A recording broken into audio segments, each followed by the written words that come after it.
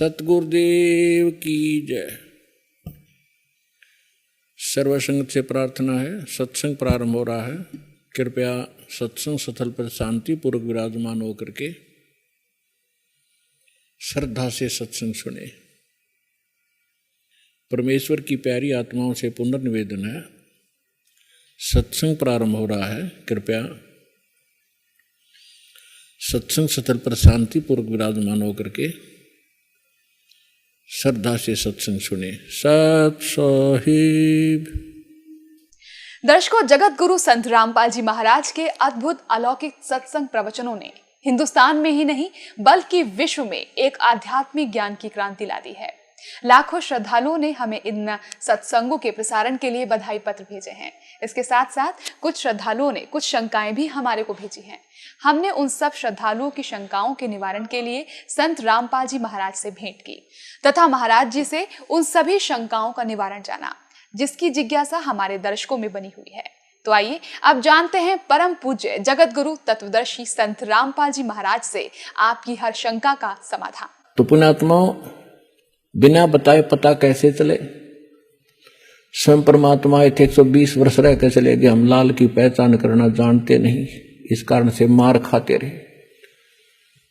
और एक तो कहना होता है विद प्रूफ प्रूव करूंगा कि इस विषय में किसी के पास ज्ञान नहीं, किसी के पास समाधान नहीं, और कबीर जैसा भगवान नहीं, और इस परमात्मा के दास को जो प्राप्त है कबीर परमात्मा का दिया हुआ ऐसा कोई ज्ञान नहीं।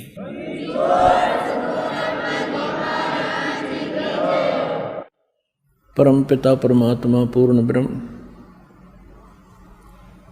सर्व सृष्टि रचनहार कबीर भगवान ने हम सभी प्राणियों के ऊपर एक विशेष कृपा की है। उन्होंने स्वयं आकर के हमें ये ज्ञान कराया है कि हम क्यों जन्म रहे हैं, क्यों मर रहे हैं। जिस संपत्ति और जिस संतान को हम सुरक्षित रखने के लिए दिन रात प्रयत्नशील रहते हैं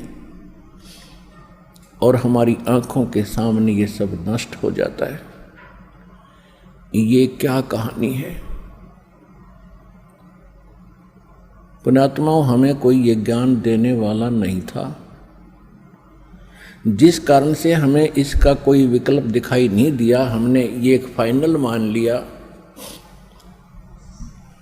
जन्म और मृत्यु होगी। आत्म एहसास हो रहा है, क्योंकि एक प्रश्नवाचक चिन्ह आज तक किसी से हट नहीं पाया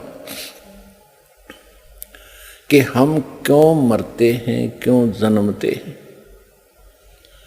हम कितना अच्छा परिवार बनाते हैं, उनमें कितना अच्छा प्रेम होता है, मोह होता है, लगाव होता है, और एक सेकंड में वो सब बिखर जाता है। इसके विषय में हम कभी चिंतित होते हैं तो फिर सोच लेते हैं कि सभी के साथ हो रहा है। ये एक परंपरा मान ली हमने कि ऐसा तो होगा ही होगा, पर ये काम तो करते ही रहो।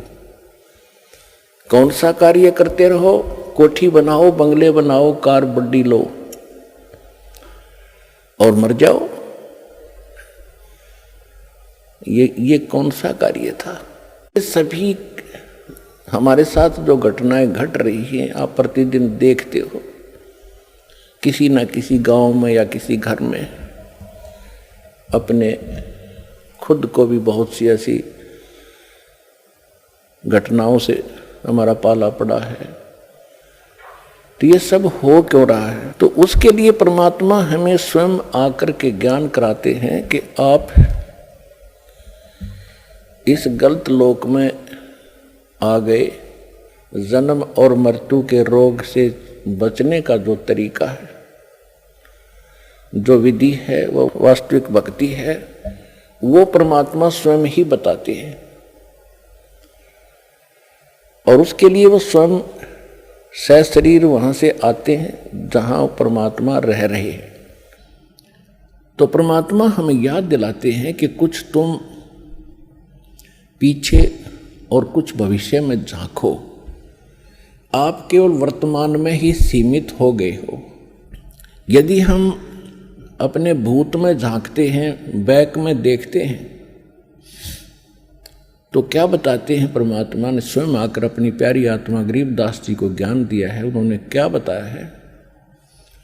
भाई आगे गए ना बावड़े, आगे यानी जो पहले जा चुके हैं, आगे गए ना बावड़े ये रहते भी सब जाही, बिन साहिब की बंदगी कहीं ठोर ठिकाना नहीं। हमारे दादे परदादे चले गए, उनका कहीं नामो निशान नहीं। अब वो ना जाने किस प्राणी के शरीर में दुख पा रहे होंगे, और वो ये आशा किए बैठे थे मेरा कुल चले। उनका कुल भी चल गया, उनको क्या मिला? और उनसे पहले का कुल कहाँ गया जो सारा मर चुका है, नामो निशान नहीं उनका। तो यहां परमात्मा बताते हैं हमें समझाने के लिए, क्या मांगो कुछ थिर न रहाई, ये देखत नैन चला जग जाई, 1 लख पूत 1.25 लाख नाती, उस रावण के दीवान बाती। आप एक संतान प्राप्त करके यदि बधाई बांट भी लोगे 2 दिन, परमात्मा कहते हैं रावण के तो 1 लाख थे, 1 लाख पुत्र थे, और आज उसके कोई दीपक लगाने वाला शेष नहीं।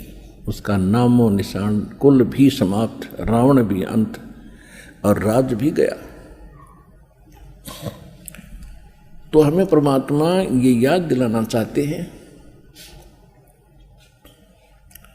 ये तो आपको याद दिलाए कि पहले यानी पीछे जो कुछ हो चुका है उसकी ये दशा है।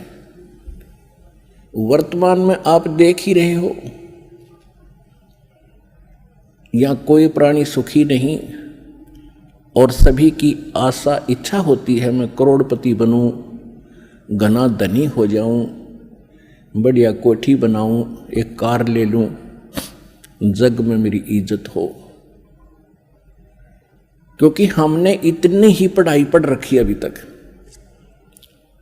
तो परमात्मा कहते हैं ये सब कुछ भी हो गया। ऐसे बहुत हैं जिनके पास कोठियां हैं, उनके पिछले पुण्य संस्कार से बड़ी बड़ी कारें हैं, उनके पास संपत्ति भी बहुत है, और आप देख भी रहे हैं कि एक पल में ना जाने किसकी मृत्यु हो जाती है।